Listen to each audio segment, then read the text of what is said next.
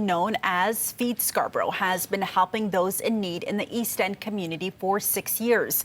The organization is now expanding its offerings in an effort to redefine how we tackle issues around food insecurity. And joining us now to discuss Feed Scarborough's evolution is its founder, Suman. Thank you so much for being with us today to talk about an issue that's impacting so many across the GTA. But I want to focus a little bit on Scarborough here. So your organization, you say just providing food, simply providing food, that's just not enough. At Feed Scarborough, you're addressing food insecurity at the root cause. What does that mean and what does it look like? First of all, thanks for having me, Faiza. So when we see the news, we see reports coming from various organizations about people coming to food banks has risen drastically. And we haven't seen anything different. 4 years ago when we started, we were serving 1,000 people. Now we are serving 8,500 people. Wow. So that is the growth. However, if we continue just doing that, we will be doing this 50 years later again, and we'll have this similar conversation.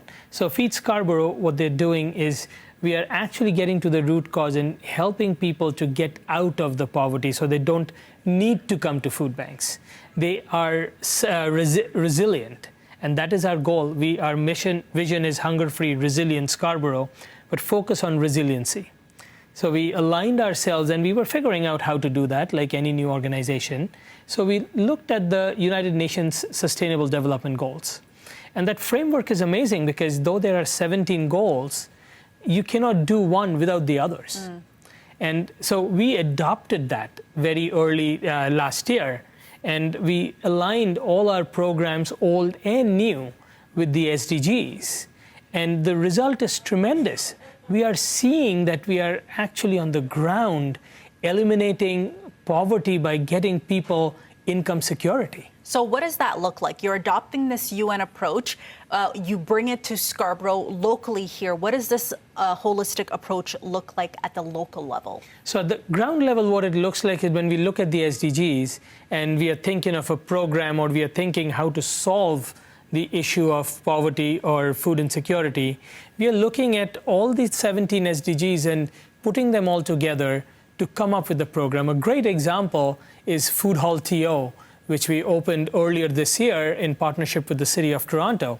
And it's a food court. It's open to public. It's a regular food court. All of the booths are managed by newcomers into Canada. Many of them are refugees. Some of them have been living in shelters when they come new in this country. And we are training them on how to start or work in the food business. And once they graduate, then they either find employment in the food business or they are starting their own business. And we have seen in the first cohort, we had 6 community members. They were all living in shelters. They were brand new refugees into Canada. And now they all have successful employment with places like TDSB and York University. So we have elevated them from poverty and food. They were all our clients and in our food bank. And what I'm hearing from you too is just at the top level, you're not only looking to address food insecurity, but also housing challenges, employment. Those are all the things that you say it's all connected. Absolutely. And we all say that in Canada, food insecurity is not lack of food. It is access to food. And income security is a big part of that.